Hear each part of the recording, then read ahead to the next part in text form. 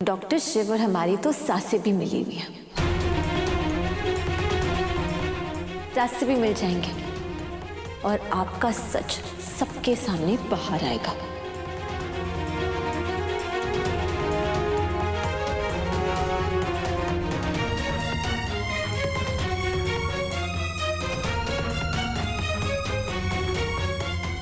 हर हर महादेव। हे भोलेनाथ, पता नहीं क्या हो रहा है इस घर में।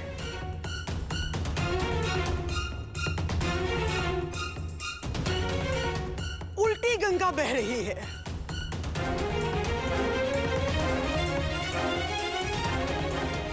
अब हम चलते हैं। गंगा अब तक उल्टी बह रही थी माँ।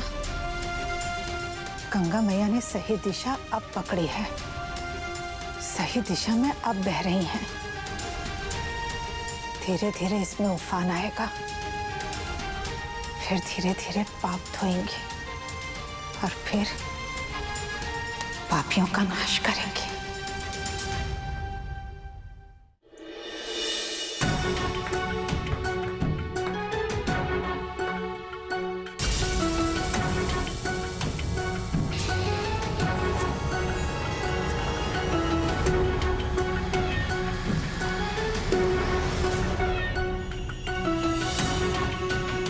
सबसे बड़ा धोखा आपने दिया है डॉक्टर शिव। आपका और हमारा सिर्फ झूठ और धोखे का रिश्ता है। अगर तुम्हें लगता है कि ये रिश्ता झूठ और धोखे के बुनियाद पर बना है तो तोड़ देते ये रिश्ता। हमारा रिश्ता जुड़ते ही टूट गया है शक्ति। अब कोई नई शुरुआत नहीं हो सकती।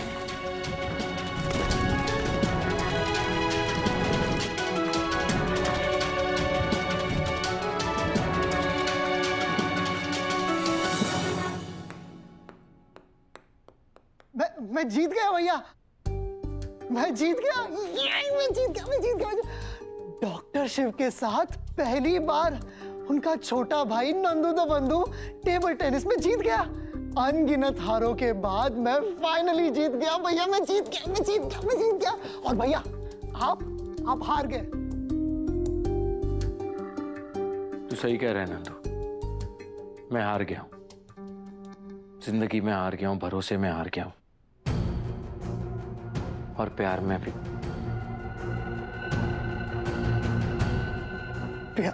भैया आप शक्ति से प्यार करते हो? मैं किसी को प्यार करने कहां लायक हूं। मैं तो बिखर चुका हूं, इतना बिखर चुका हूं कि अब कोई स्कोप भी नहीं रहा नंदू।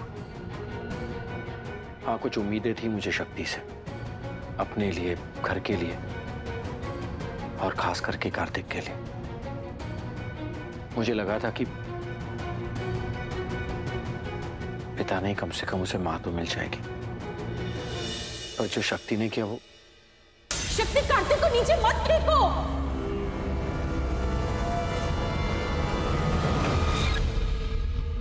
पता है नंदू, कि उम्मीद है, ये एक्सपेक्टेशंस है ना, बहुत बुरी चीज होती है। जब पूरी नहीं होती है ना तो इंसान पूरी तरह टूट जाता है। और सबसे बुरा तब होता है जब किसी ना उम्मीद को उम्मीद देना और उसे फिर तोड़ देना। शक्ति ने मुझे वो उम्मीद दी थी, मुझे सपने दिखाए, और फिर अचानक से वो सपने सारे तोड़ दिए। मैं बहुत खुश था नंदू, मुझे लगा अब सब कुछ ठीक हो जाएगा। अपना अतीत भुलाने के लिए भी तैयार हो गया था और एक नई शुरुआत करने के लिए तैयार होता। लेकिन शक्ति ने वो सारे सपने तोड़ दिए। अगर उसने सिर्फ मुझे अकेला छोड़ दिया होता ना तो शायद मुझे इतना दुख नहीं होता। पर उसने तो मेरी बेटी को अकेला कर दिया। मैं तो हमेशा कार्तिक को हंसते हुए देखना चाहता था, पर तुमने तो उसे ही रुला दिया।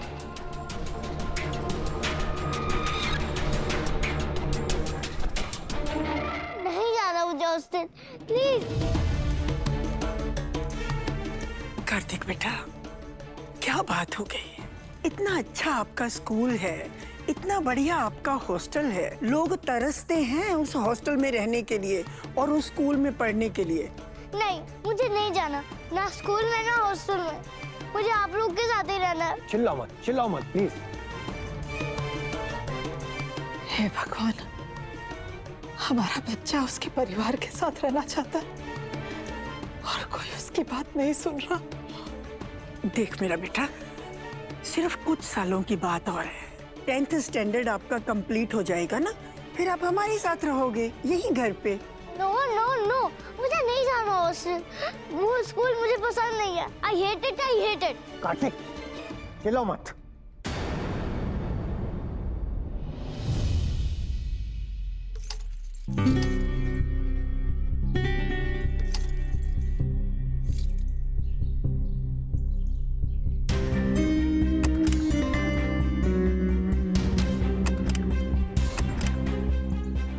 लगता है आज कॉलेज जाने के ना वीजा ही नहीं लगने वाला है। कोई ना कोई पंगा होते जा रहा है। वहाँ चाची थी जो स्टार्ट हो रखी थी, और यहाँ एक स्कूटी है जो स्टार्ट ही नहीं हो रही है। ऐसे तो एनाटॉमी की क्लास मिस हो जाएगी हमारी।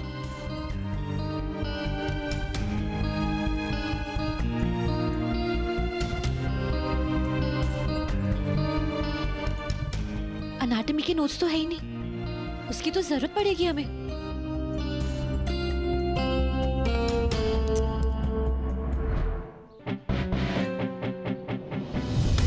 मुझे नहीं जाना हॉस्टल। मुझे यही रहना, आपके साथ, पापा के साथ, सबके साथ। मुझे यही रहना, नहीं जाना मुझे हॉस्टल। नहीं, कार्तिक बेटा, तुम ऐसा क्यों कर रहे हो? आज तक तो कभी तुमने इस तरीके से नहीं किया, तो फिर अब क्यों कर रहे हो? ये जो कुछ भी हुआ राम जी की सौतेली माँ कैकेयी की वजह से हुआ। राजा दशरथ की मृत्यु हो गई और राम जी 14 साल के लिए वनवास चले गए। भागो दादी, वो सौतेली मम्मी मेरे पापा को मार डालेगी। वो बहुत बुरी है। She is evil.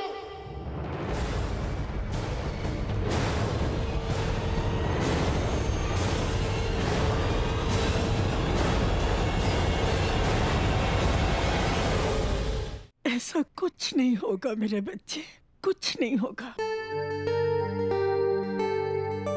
कार्तिक, ऐसा कुछ भी नहीं होगा। तुम तैयार होके जाओ हॉस्टल। नहीं जाना मुझे हॉस्टल।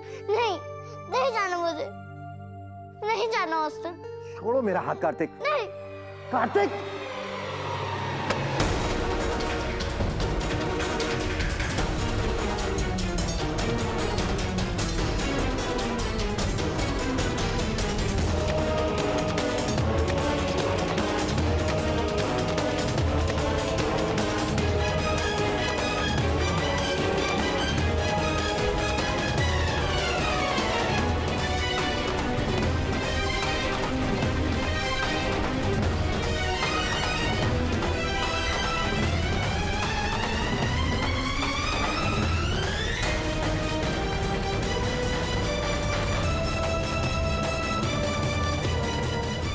लगता है पापा जी कि दूसरों पर हाथ उठाना आपकी हॉबी है।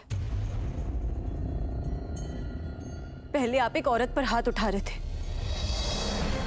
और आज एक बच्चे पर हाथ उठाने जा रहे थे।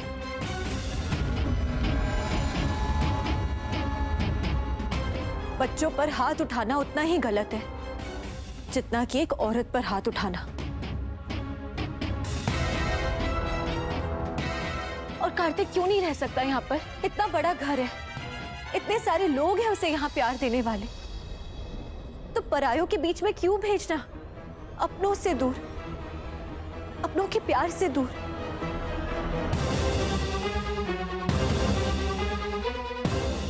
स्कूल चाहे कितना भी अच्छा हो, लेकिन स्कूल स्कूल होता है, घर नहीं बनता। मानते हैं कि एक अच्छे स्कूल से बच्चा बहुत कुछ सीखता है, लेकिन कई ऐसी चीजें होती हैं जो स्कूल में नहीं सीखी जाती, जो घर से सीखी जाती हैं, जैसे कि फैमिली वैल्यूज। और बच्चा अगर बहुत दिन तक अपने घर से दूर रहे ना, तो धीरे धीरे उसके अपने लोग अनजान बनने लगते हैं। उसका अपना घर उसे पराया लगने लगता है और धीरे धीरे उसके लोगों के लिए उसका प्यार, लगाव सब कम होने लगता है।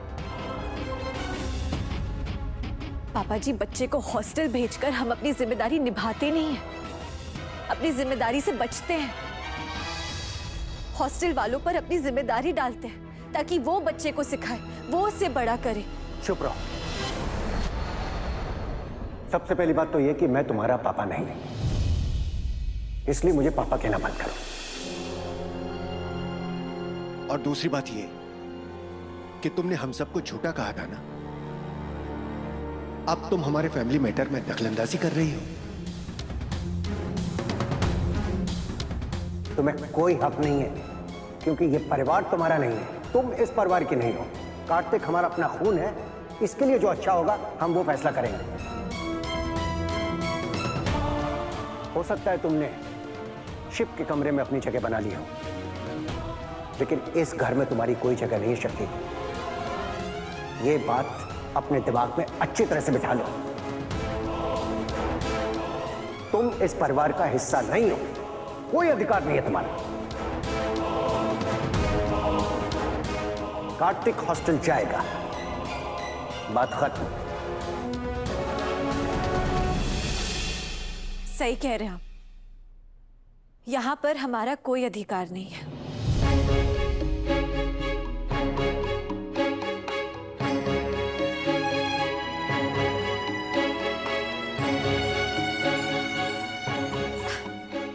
हमारी कोई जगह नहीं है इस घर में, और ना ही हम अभी तक इस परिवार का हिस्सा बने।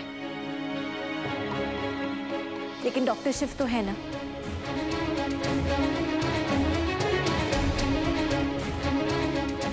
डॉक्टर शिव को तो पूरा अधिकार है कार्तिक की जिंदगी के फैसले लेने का। तो एक काम करते हैं, उन्हीं से पूछ लेते हैं कि कार्तिक को हॉस्टल जाना चाहिए या फिर हमेशा हमेशा के लिए यहाँ इस घर में रहना चाहिए। बड़ों की इज्जत तो तुम करती हो नहीं,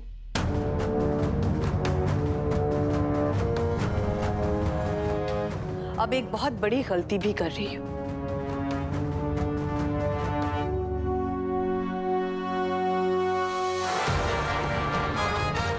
खुशफहमी पाल रही हो तुम शक्ति। तुम्हें क्या लगता है तुम शिव से बात करोगी और वो अपनी मर्जी बदल देगा? डॉक्टर शिव की मर्जी? Of course. कार्तिक को वापस हॉस्टल भेजना तो शिव ने ही डिसाइड किया है।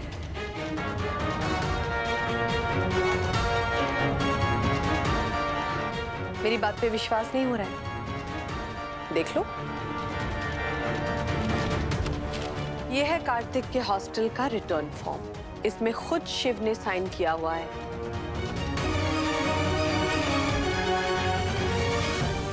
अब तुम्हें भी वापस जाना होगा बड़ी, अपने हॉस्टल।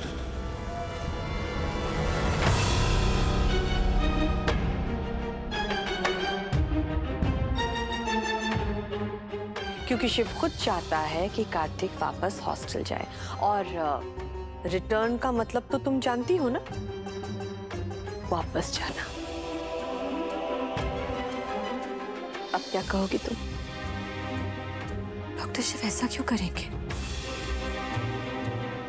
वो कार्तिक को खुद से दूर क्यों करना चाहते हैं?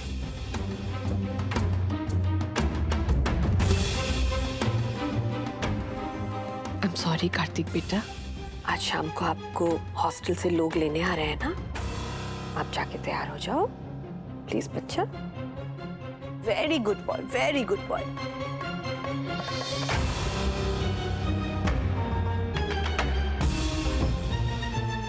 मंद्रा बेटा, कार्तिक की पसंद की चीजें बैग में रखा देना। हाँ माँ।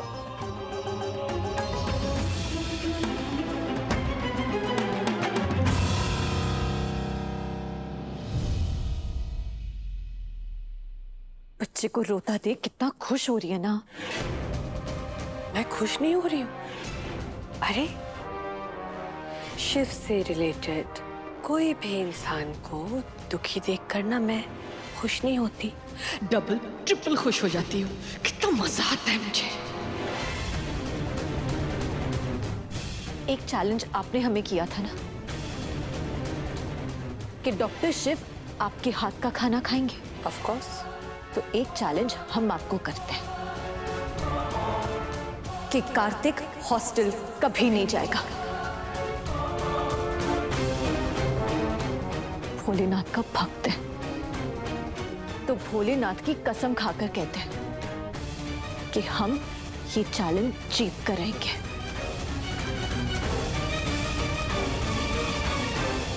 Challenge accepted.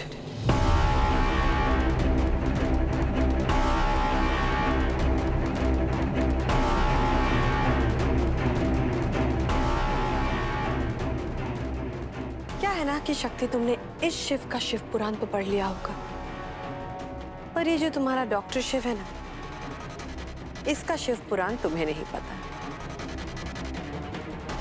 तुम्हें नहीं पता कि इस घर में बाप बेटे का रिश्ता कैसा होता है। तुम्हें यह भी नहीं पता कि शिव खुद नहीं चाहता कि कार्तिक उसके साथ रहे। पर अब चैलेंज तो ले लिया है, एक्सेप्ट तो कर लिया है, और मुझे पता है तुम कभी भी कुछ भी करती हो ना तो पूरी कोशिश करती हो, शिद्दत से करती हो। तो तुम पूरी कोशिश करो और जीतूंगी मैं। आज के आज दोनों चैलेंजेस जीतकर पूरे परिवार के सामने मैं तुम्हें तुम्हारी औकात दिखाऊंगी।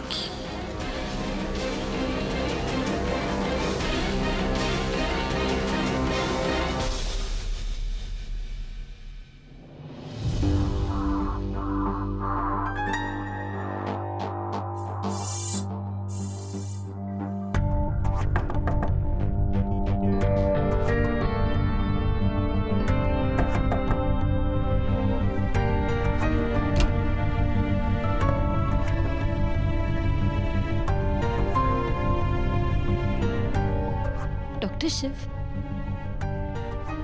ये कहाँ चले गए? क्लास के लिए भी लेट हो रहा है। एक काम करते हैं, डॉक्टर शिव से कार्तिक के बारे में क्लास के बाद बात करते हैं।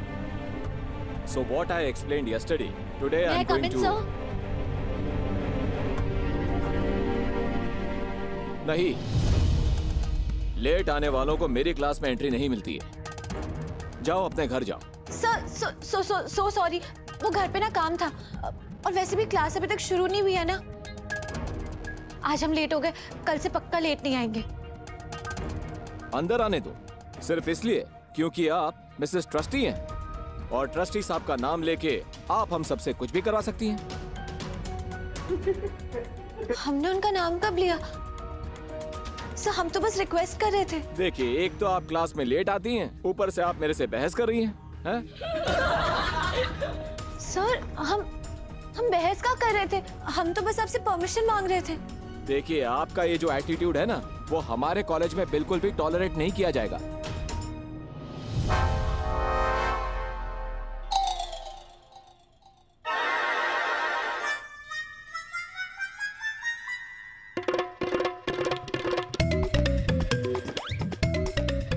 Okay sir.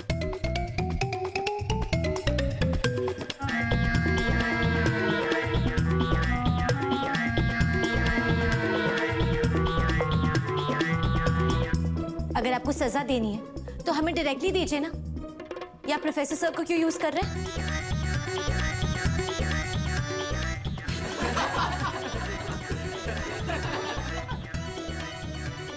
आइए आइए।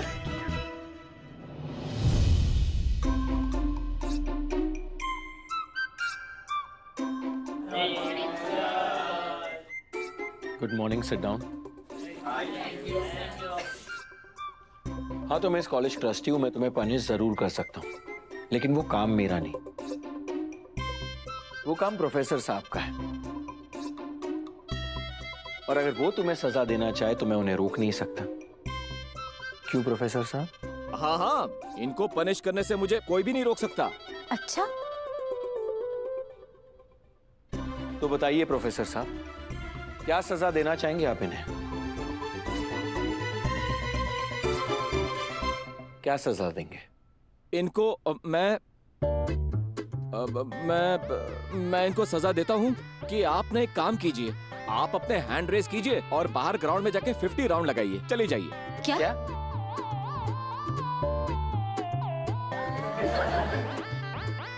ये मेडिकल स्कूल है, मिलिट्री स्कूल नहीं है। मंजूर है।